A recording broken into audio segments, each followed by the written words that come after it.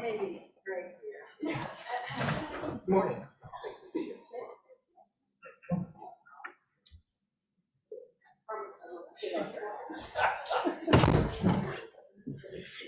Hi, John. We're recording now. Hi. Morning. Morning.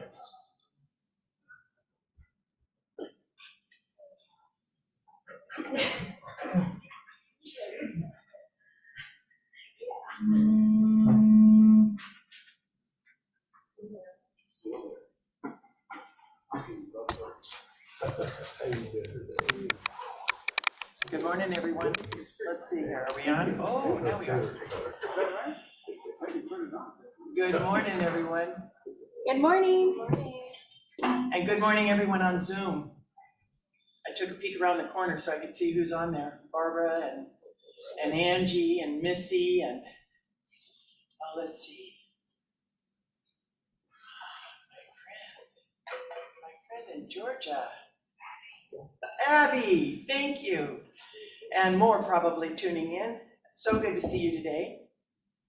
Do we have any newcomers? Anyone who's here for the very, very, very first time?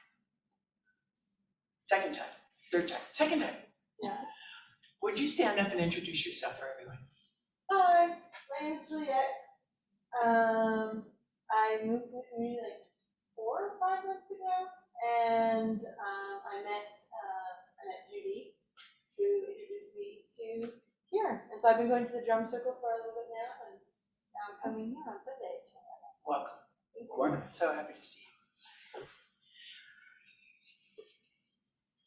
you. 2023 has been deemed our year of living from our core values, from one's core values. And the themes for February are enthusiasm, endurance, and effectiveness.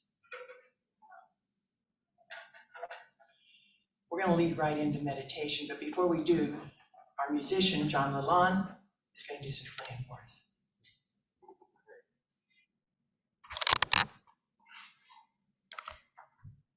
And he is going to play for.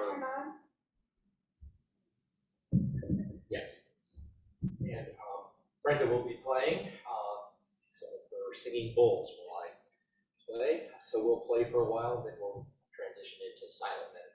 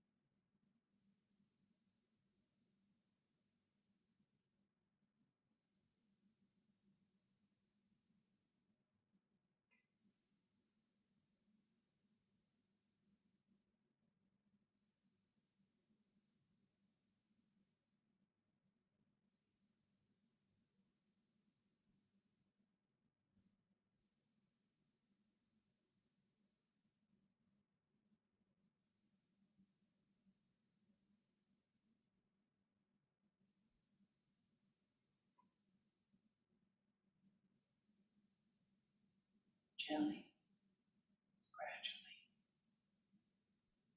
I invite you to bring your attention back into the room. And we bring back from the deepest, the most centered, and the highest aspects of being, for they are one. And we are one with them.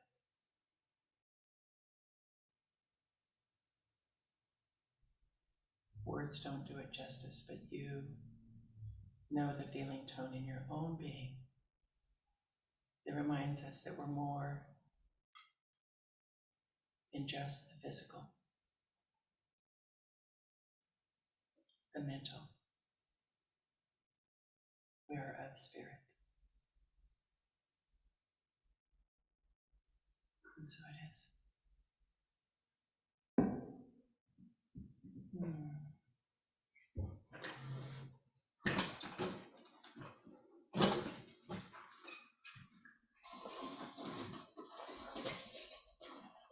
I get to call up my better half, Reverend Joe Bull, for the spiritual thought.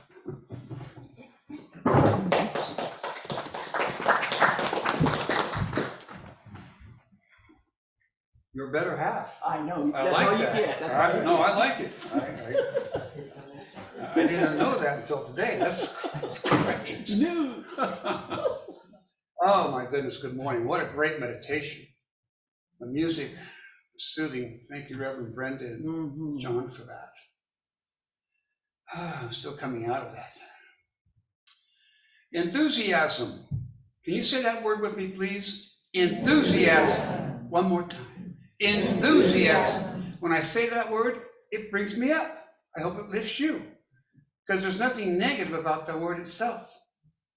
I love this word. And what does this word mean, and where does it come from? Well, it means to have enjoyment, interest, excitement about something that we are about to do or involved in. Simply as that. It's why we call it enthusiasm. For Reverend Bob, of course, he's an avid Kansas City Chiefs fan. It means he's very enthusiastic today about the Super Bowl game today, albeit a little bit nervous, I would think, at the same time. Good luck to you today, Reverend Bob. We're here for you.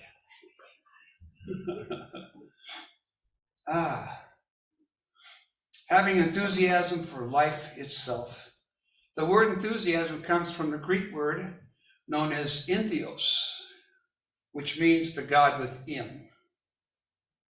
God lives within us. This we know right from our heart. God lives here. So we are enthusiastic about something. We are doing so with God in all things that we do. Earl Nightingale, a motivational speaker and author, he said, "The happiest and most interesting people are those who have found the secret of maintaining enthusiasm." That with God within. Every day with enthusiasm. When I say these words, I think about Reverend Angelo, and I would hear him say, "Isn't that cool?" Yes, Angie, that is very cool. How do we use this enthusiasm? Well, I've decided that my wife works full time, and I'm home now and retired. And so my job is to take care of the house and the yards and all the things that come with owning a home. So I get that, and I also get to do the chores, including the laundry. And the laundry is one of my least favorite things to do. And I begrudgingly do that every week. And I decided to think about trying to put enthusiasm in that chore.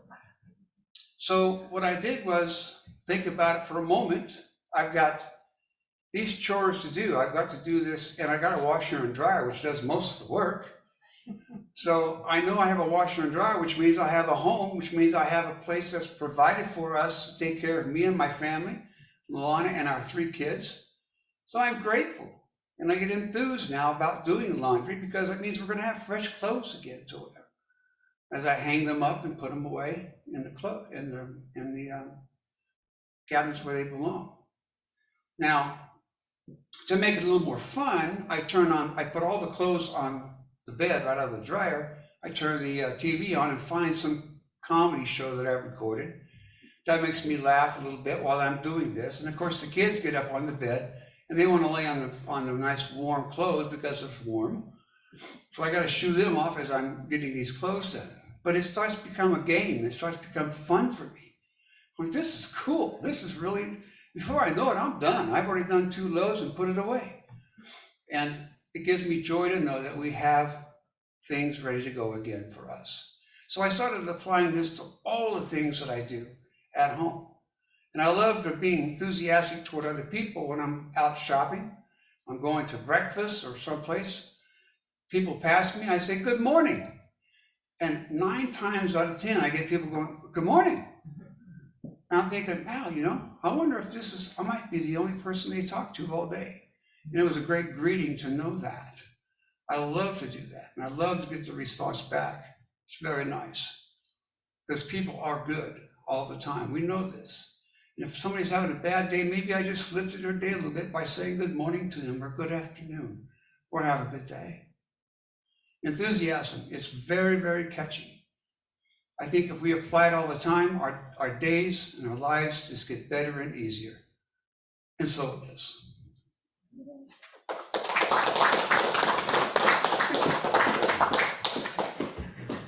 For a moment, I forgot I was hosting. I was sitting there going, okay, what's next?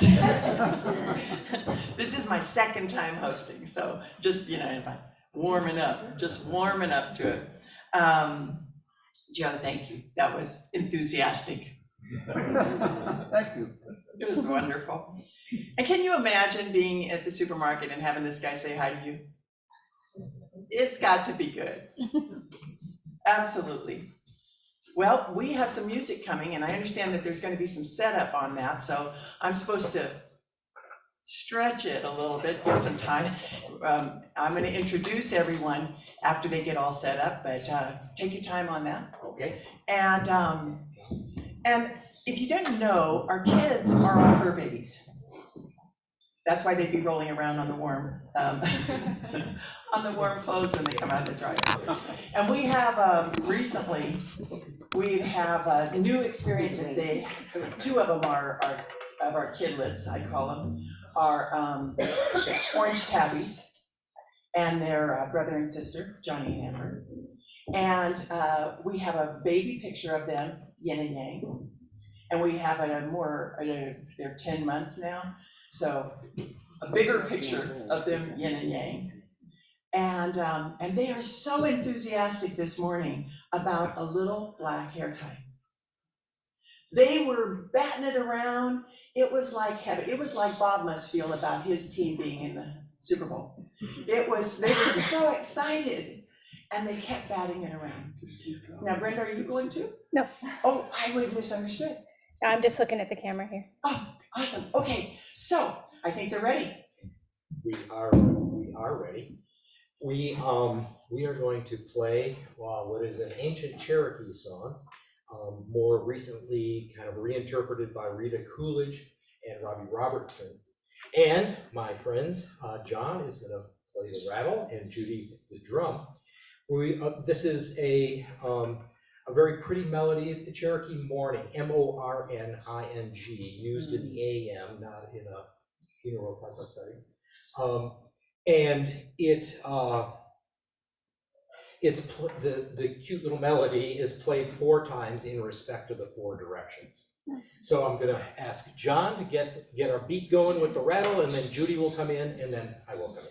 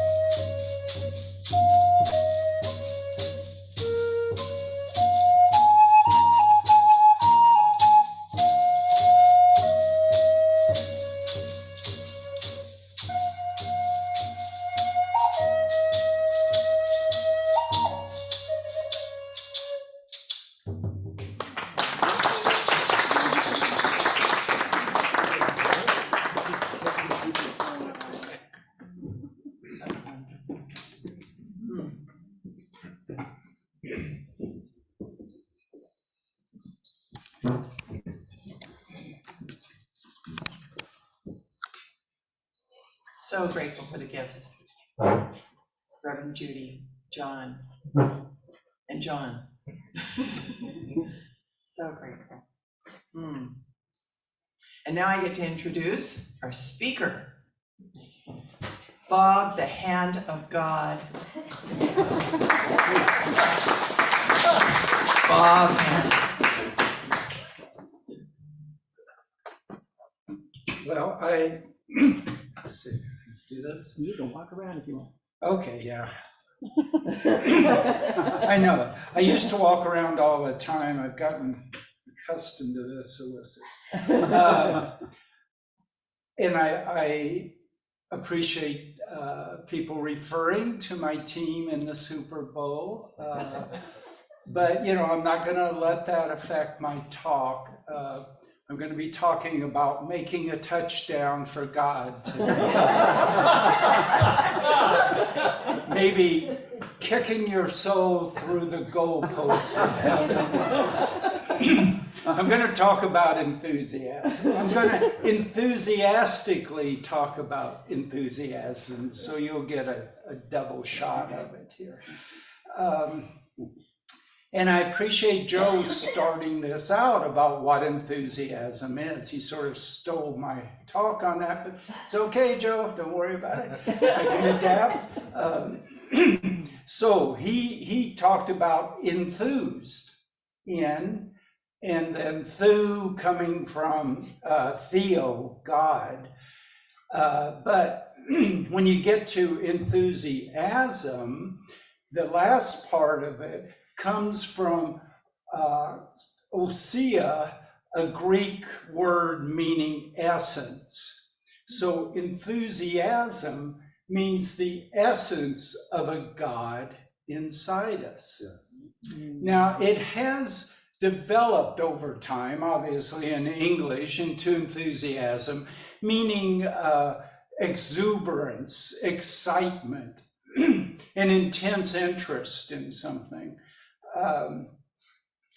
But originally, that wasn't the meaning. I mean, you could be exuberance if you were had enthusiasm, but you might also be quiet meditation and still have the essence of a God inside you. So I want to explore today that original meaning of enthusiasm. And I realize that when I explore spiritually, when I study spirituality, it's like the science when I study science. And so as science developed, it developed to become a deterministic concept. And Isaac Newton, as one of the original really top scientists, came up with this idea of this clockwork universe. He said, yes, there's a God. God created everything. And God put everything in motion. God started it all, just like when you wind up a clock. But once you wind up a clock, you don't have to move the minute hand every minute. Once you've built it, once you've wound it up, the clock just works perfectly. And that's how he said the universe is. Sure, God started it, made it, put it in motion, but the laws of science determine what's going to happen with it forever. And that's how science developed for a few centuries, that if we could, now yes, we can't know this, but if we could know where every particle of matter is, where every energy field, what level it's at, if we could know that for even one instant, then we could predict everything that's ever going to happen, because we know how energy and matter works. And you say, but what about free will? But the concept here is that our brains are made of matter and energy. So by this idea, if we knew all of the matter and all of the energy and the state it's in, including everyone's brains, then they would all follow the laws of science and we could predict everything that was going to happen in the future. And spirituality, in the sense at least of the Western Orthodox, if you will, religions, was something like that. There was God, this giant man who, number one, created everything, determined how everything was going to run, to operate, and is omniscient. God knows everything. Everything that ever happened 14 billion years ago, God knows it. Everything that's happening right now, I mean, a trillion miles away, what a little proton is doing, God knows that. God knows. But remember, if you're all-knowing, not just really smart, all-knowing, you not only know the past and the present, but you must know the future. If you don't know the future, then your knowledge is limited. But if God knows the future, then the future's already set. You can't know something that isn't already determined to be happening. So in religion, we couldn't. But if we could know the mind of God, we could know everything that's ever going to happen, right? And so science and religion were the same. And then in science, somebody came up with this pesky new theory called quantum theory, like the new little bratty kid in the neighborhood, you know, that upsets everything. In quantum theory, everything exists as a probability. I mean, from the smallest electron to a huge planet, it's not absolutely there. It's probably there. And it's only absolutely either when a consciousness observes it or when it, in some parts of the theory, if it interacts with other things. But the concept is nothing's absolute. It's all a probability.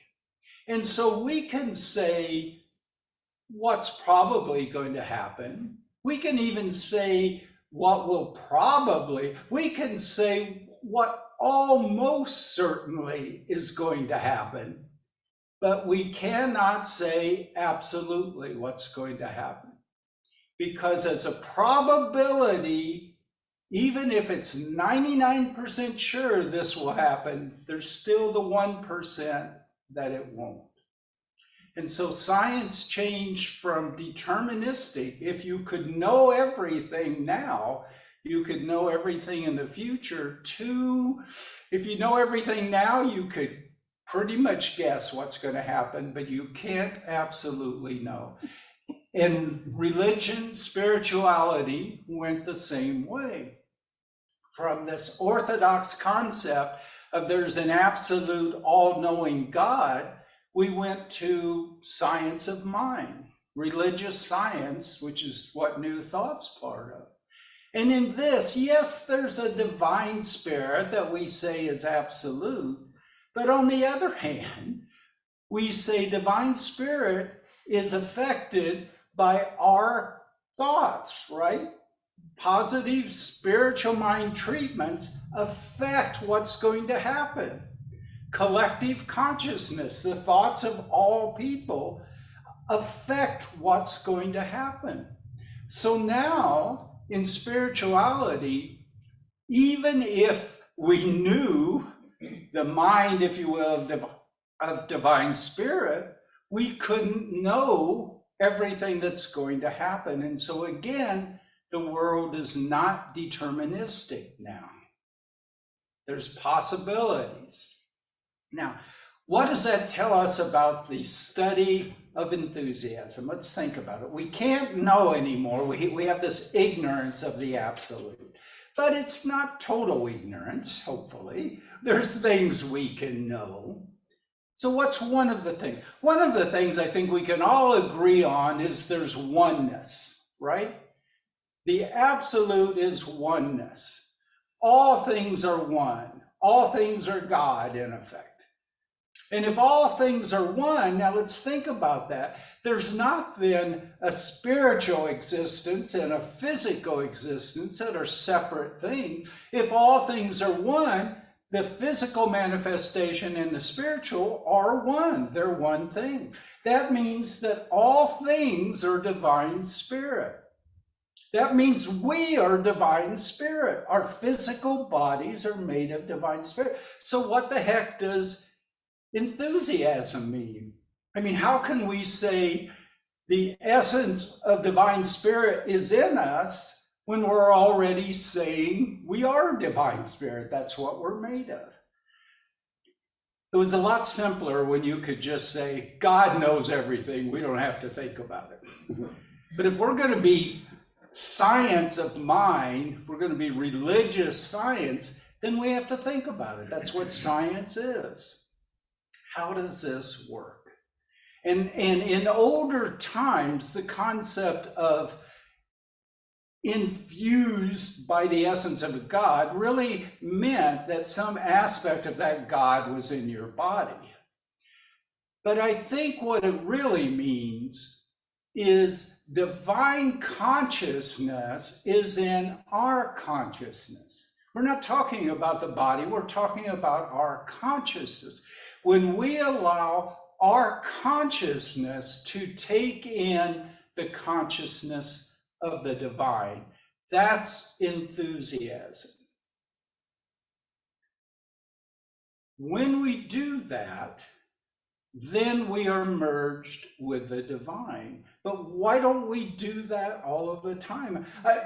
Religions have accepted, I think, this concept for years. In Taoism, it's being in harmony with the Tao. In Christianity, it's when Jesus says, seek first the kingdom of heaven. In Buddhism, it's enlightenment.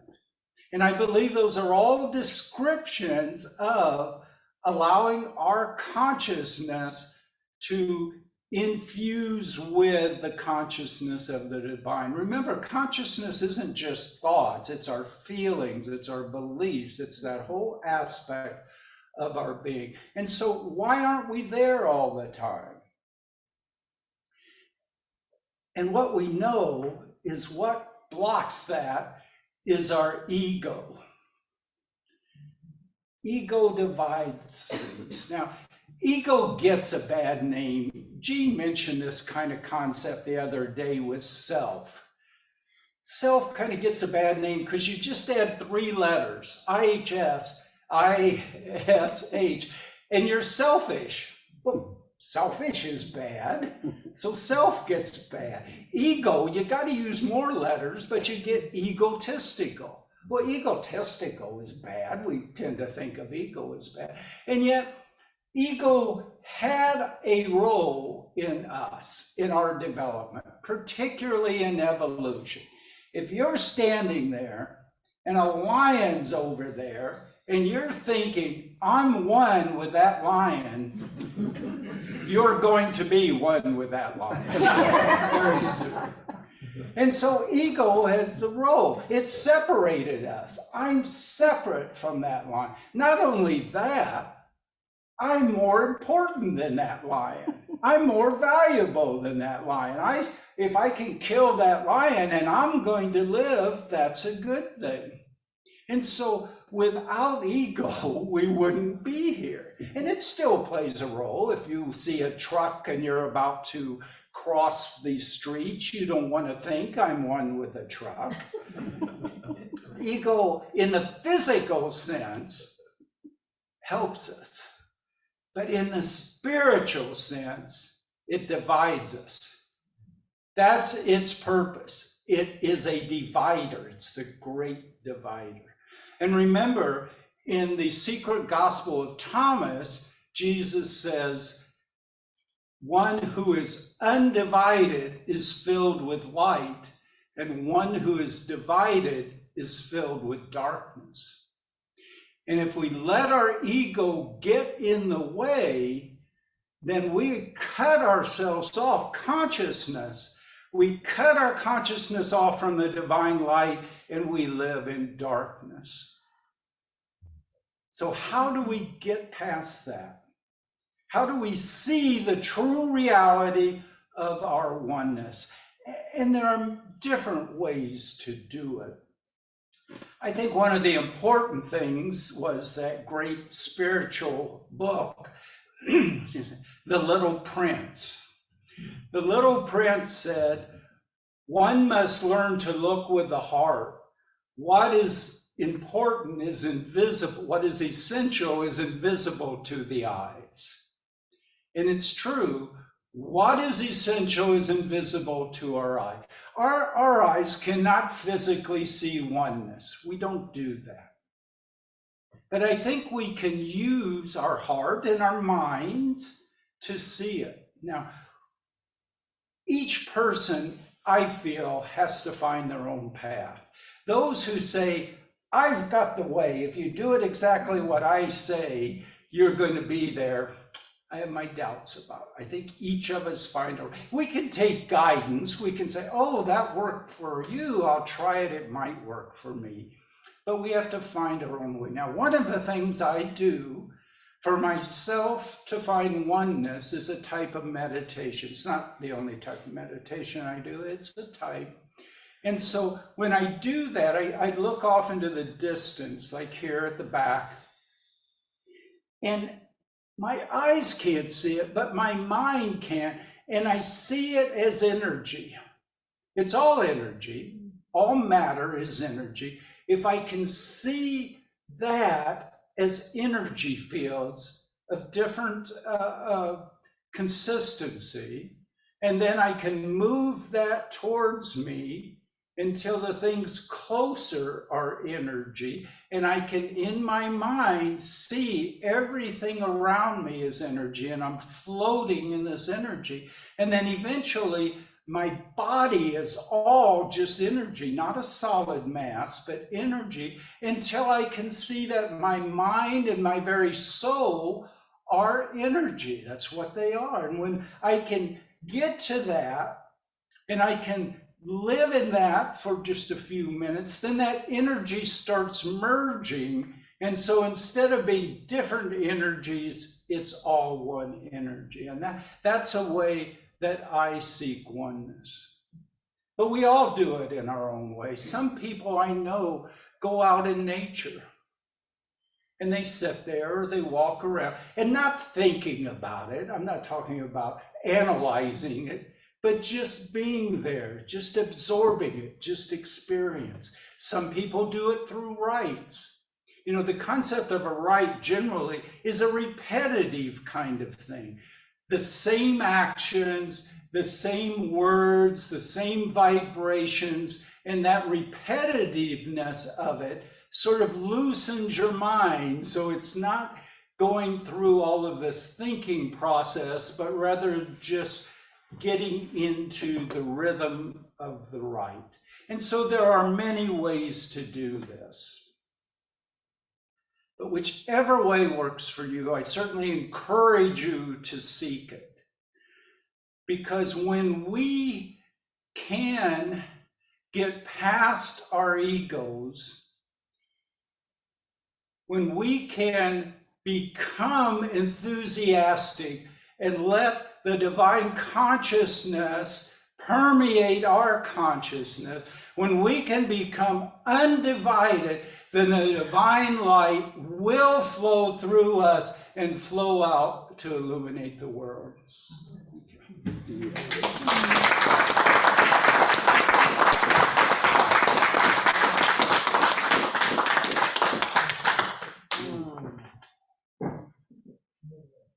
And so it is. So it is.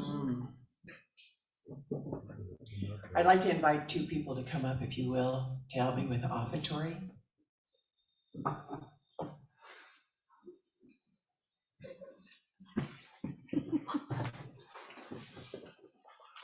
Take your time. Here, let me come to you. Take your time.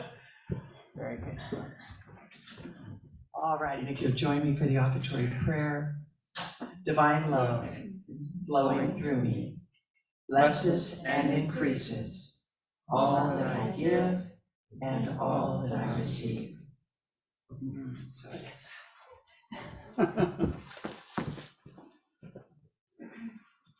And for those on Zoom, let's see, is there anybody new on Zoom? Brenda, can you tell?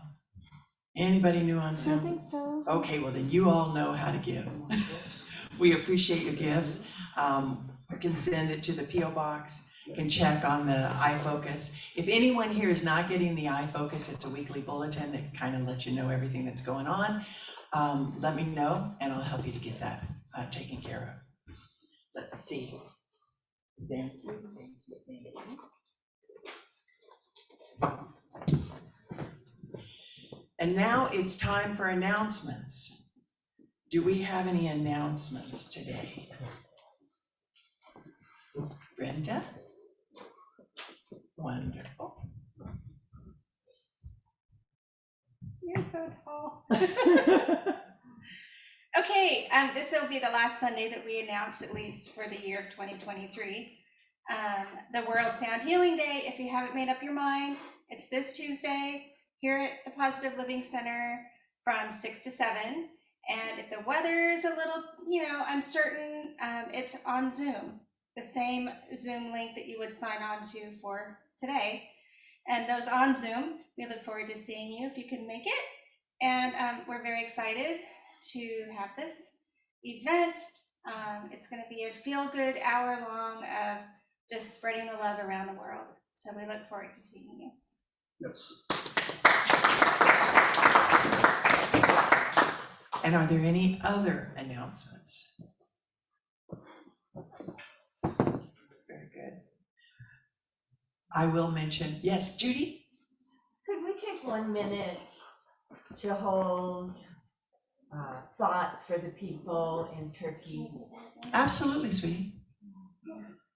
Were you able to hear? Yes, I was able to hear. You might repeat it for the people. Oh, okay, for people on Zoom, can we take a minute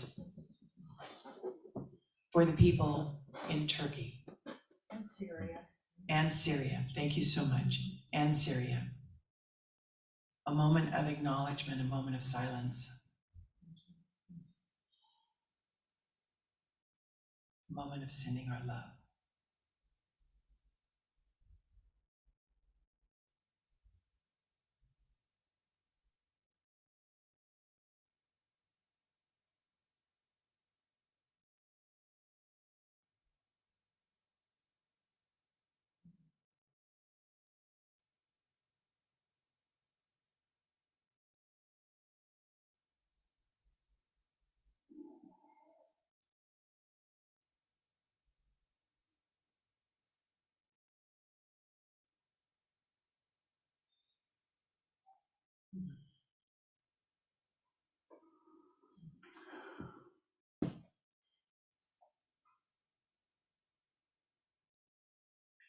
I'd like to mention prayer requests.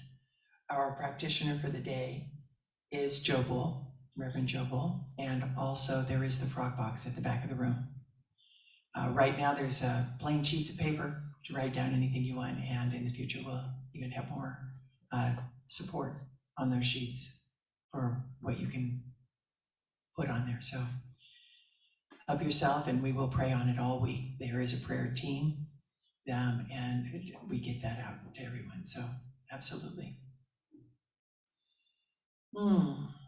Next week's speaker is our beloved Reverend Judy DeRosa, and looking forward to that.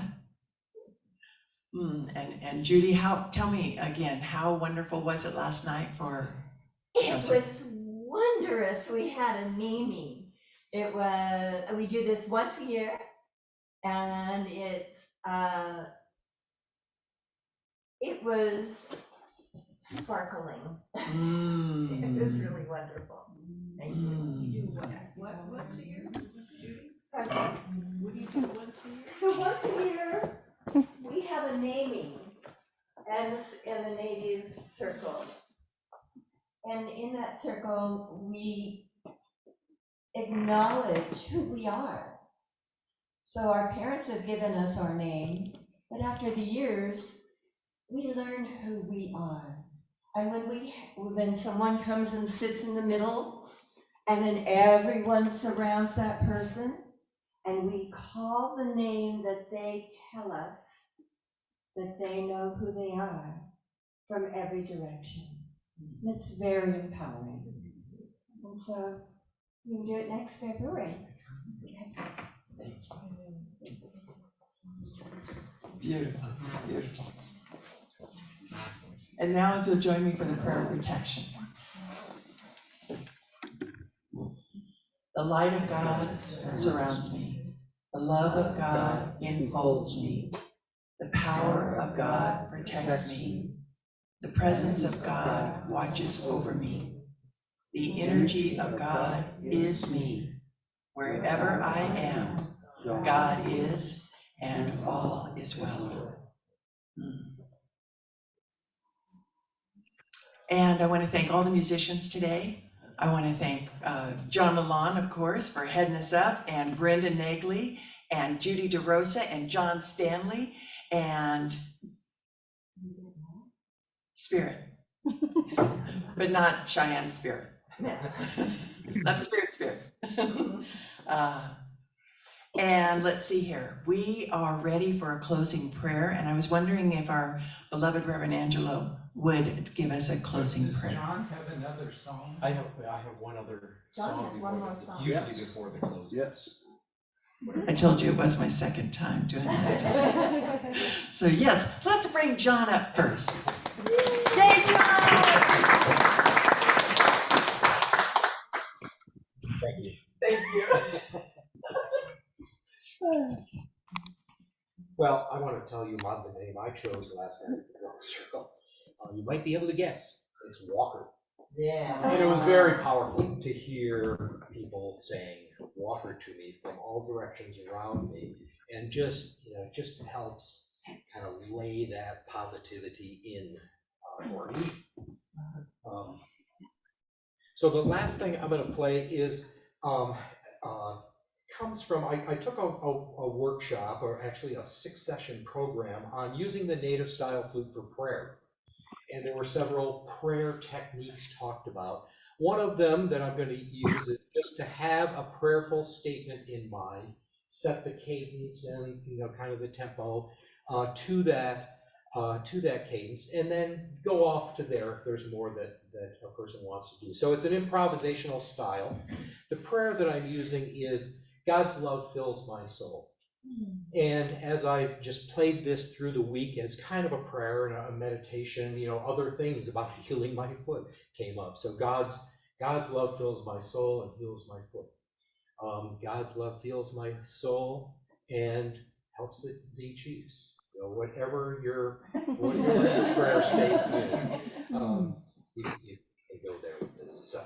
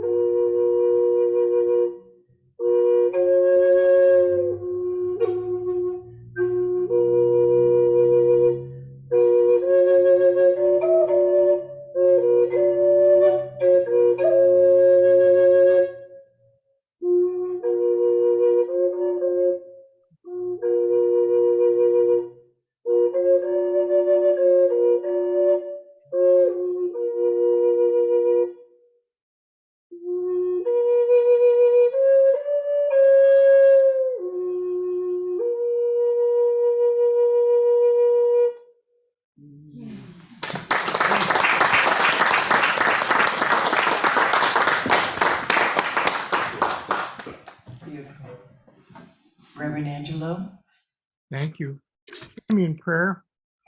As we go forth this week, let's open our hearts to the divine perfection that we are, which I call the Imago Dei, the image of God.